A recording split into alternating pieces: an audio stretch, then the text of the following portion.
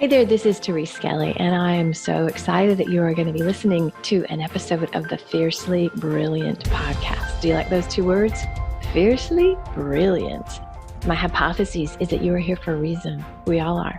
Our souls have led us on journeys that have very often taken some twists and turns, and sometimes it's not pretty. Sometimes there's struggle and there's loss and there's challenge, and in the middle of that, there's always a way out. And it's those times that often lead us into our great life and work.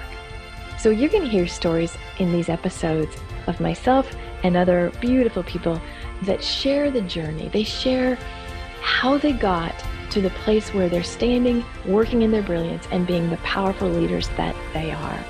So stay tuned and enjoy this episode.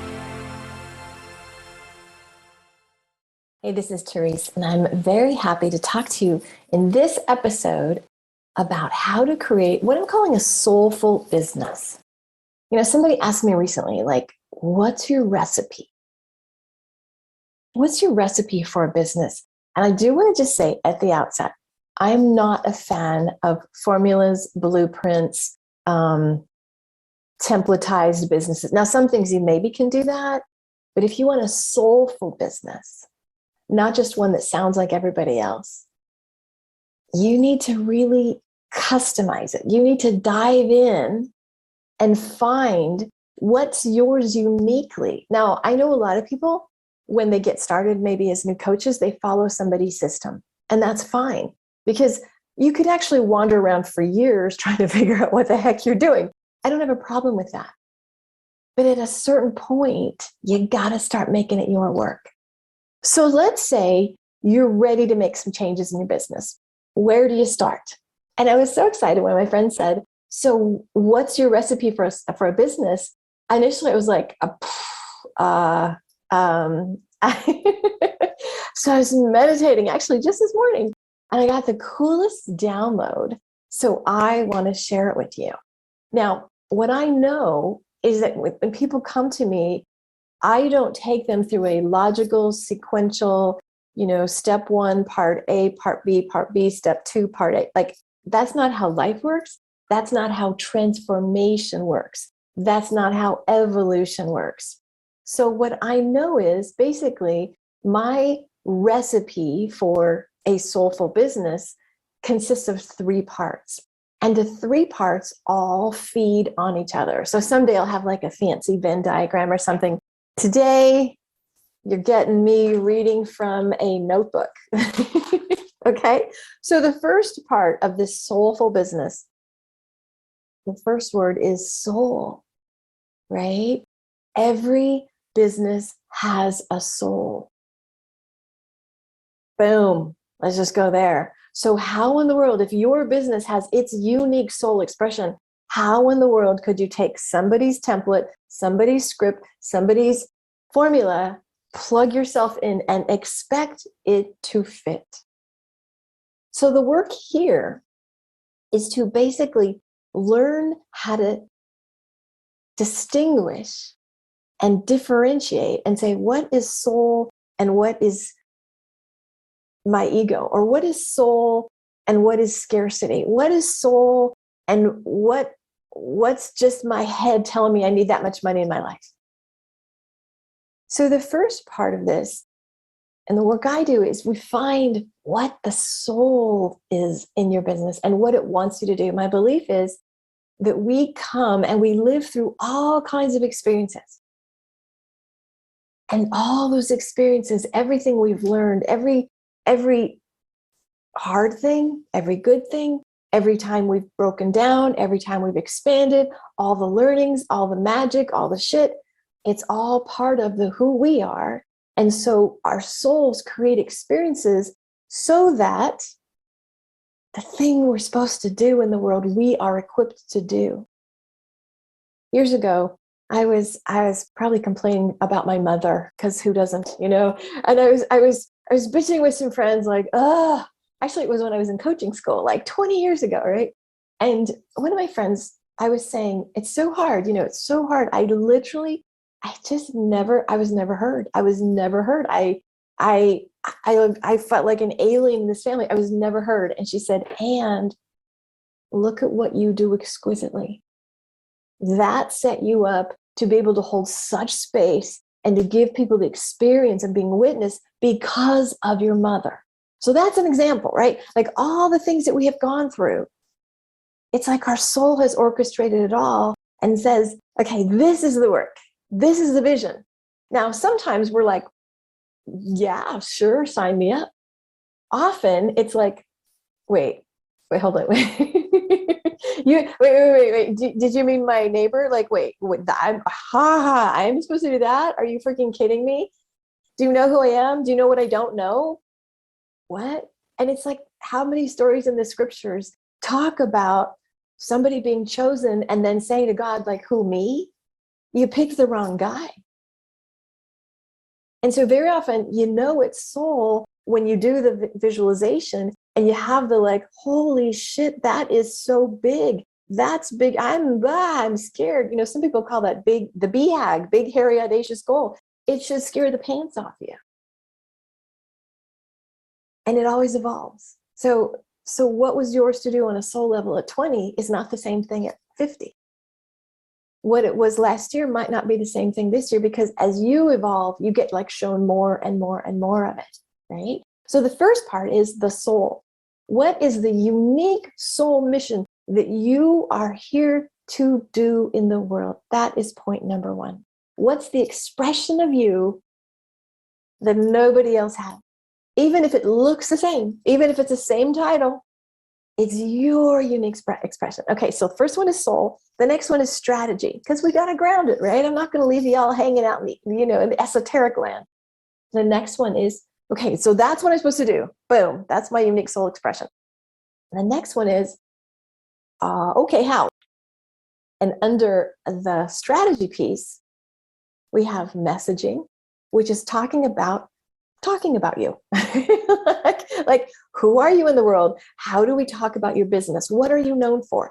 What's the unique, cool brand story version of you that would work best? After that, it is marketing. Also with messaging is who you're supposed to work with, right? So it's the who you work with and why you. And did you know you have a choice? What? You have a choice in who you work with. You have a choice. And very often it's like, well, I could work with a bunch of people. I know. And who is that unique group of people that if you get them in front of you, your work is amplified, right? Sometimes if you can have all the gifts in the world, you could be just a freaking rock star. But if you work with a person who can't like take what you have and run with it, it's not going to matter. So imagine you're a healer and but you have a person who comes in that has a little bit of payoff about being sick or is a little entrenched in nobody gets me. Your work might not work. So I want for you, the who is like, who would be so freaking juicy to work with that you'd be like, holy shit, and I get paid too? What? Right? That's what I want. So it's who do you work with and why you? The why you is the story. The why you is the how do they find you? What cool shit are you talking about? What is making you unique? Like one of my number one values is bold self-expression. Can you tell? Can you tell? Anywho, so I love helping my clients going, what are you going to say in the world? How are people going to interact with you? What do we use for the story, the message, the brand, the visuals, the graphics, right? So that first, that's the messaging. The next part is marketing. Being seen. Now, there's a difference between being visible and being seen. We all say, oh my gosh, I need visibility. And visibility could, somebody could come and say, I'll sell you a million Twitter followers. Or somebody can say, I will post memes 3 times a day on Instagram. Are you visible or are you seen? The distinction here is visibility is stuff you're seeing. You're out there, you're posting memes maybe. Being seen is being seen, right? Not just somebody going, oh, I don't know. I guess she's got a thing coming up. I've seen 15 posts about it, as opposed to, wow, her dog just died. And she shared the freaking pain of that. I see her. Wow, I could probably work with her because she's real. I see her because she's sharing her heartbreak over this, or her delight over that, or her outrage over that. I see her. I see how she works with people because she's demonstrating her work. I see that, and not just some prepackaged, social media blitz. That's the difference. So when you think marketing, you want to think about, am I being visible and am I being seen?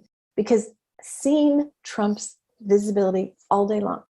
Because how many people have, 20,000 followers on Instagram and they get no engagement, right? I'd rather have 1,000 followers and have people interacting because I'm being seen. Don't look at my Instagram. It's not that great right now. Sadly, I've been spending more time on Murphy's Instagram, but that's going to change next year. So anyhow, I will admit to that. Okay, the next one is the money.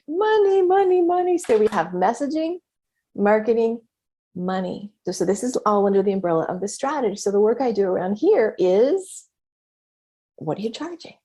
How are you charging? What are you packaging your work as, right? You got to talk about the money. You do not have a business if you don't have money coming in. And soulful sales. Yeah, girls, we got to sell ourselves. Because I sucked at it for so long, one of the things I delight in is helping women reframe that selling is serving. I always say, if you had the cure for cancer, would you go, oh God, I don't want to bother you with this. I hate to, are you, right? You would be pounding the doors down saying, you don't understand what's possible. And yet very often we as women have been socialized out of a powerful selling model. Because who wants to be sleazy? Who wants to be salesy? Who wants blah, blah, blah, blah, blah, blah. So under the money piece, packaging, pricing, and knowing how to sell. And the last piece, of course I'm going to say this. Are you ready? Mindset. So the strategy for mindset is, are you managing your energy? That's a mindset thing. Are you able to work with your thoughts if they start collapsing? Are you aware that you have strategy to stay focused, motivated, and upright when things start going south? Do you have good boundaries? Are you taking care of your body and energy such that you're nourished? Are you in relationships that feed your soul, right? So there's so much with mindset, but it's one of the strategies because it doesn't just happen. You actually have to work on your mindset, which leads me into the third one of the parts of the formula. I'm not going to say formula. I hate that word. Recipe. Okay, right? So we have soul and strategy. And then the third one is self. Okay, so what does the business ask of you? The soul of the business. Okay, how are we going to make it happen? And the third one is, who do you have to be? It's like, in order to really be the expanded version of what your soul wants for you, you got some work ahead, okay? You've heard it said a million times. What brought you to this level is not going to take you to the next one. I know that. I know that really, really, really well. Having had the six-figure business and then leaving the six-figure business because it was pissing me off, it was taking too much of me, I didn't like who I was, building back the six-figure, I know this dance of beingness. And so the work here is, who is the person that shows up? What do you need to have more of? What do you need to do less of?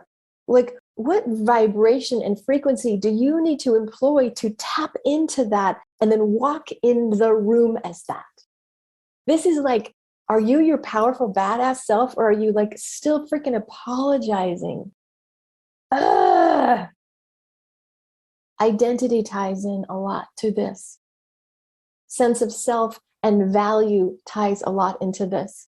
If you are an alpha woman, this is going to kick your ass. Because here's the thing, an alpha woman is want to go, oh, I know how to get there. I'll just hustle. I'll just make shit happen. And guess what? At the other level, maybe you're not supposed to. Maybe the work is to find a way to soften. Maybe the work is to find a way to not burn your freaking adrenals out and to do it in a more holistic way that supports you and your family and your body and your values. And so sometimes in this self quadrant, it's who you have to be, but it's also what do you got to let go of? And so do you see, none of it's a freaking formula. This is not a 12-week class that I can give you worksheets and templates and have you check boxes. Oh, hell no. This is all customized. It's all unique.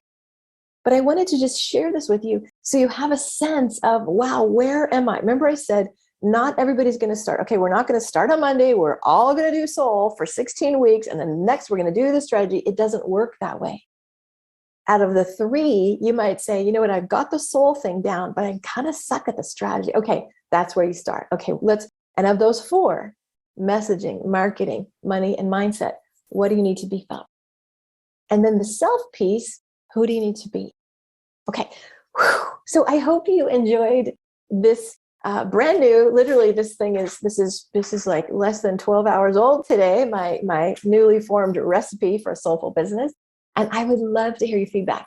And I'm going to make an offer. If you are interested in doing this work, message me, because, well, this is my brilliance. This is my brilliance.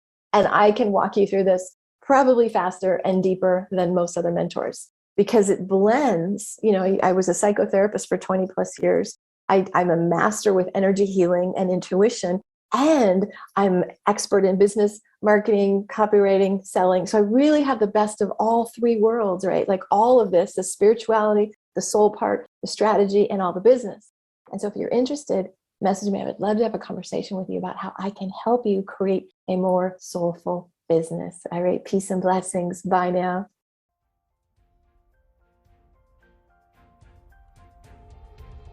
Hey, I really appreciate you listening to that last episode.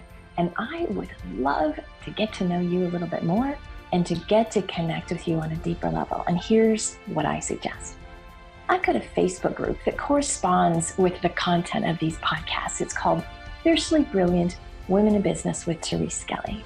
So if you just search Facebook, Fiercely Brilliant with Therese Skelly, you'll find the group. It's a really nice group. It's a small group, and I'm super active in it. Each week, we have a lot of supportive conversations. I share a lot of resources. I do a lot of coaching on the spot, and I would love to have you join me there. So if you like the vibe of this podcast and you want to hang out with a pretty darn cool community of women, join us at Fiercely Brilliant on Facebook with Therese Skelly. Alrighty, peace and blessings, and I hope to see you in the group. Bye now.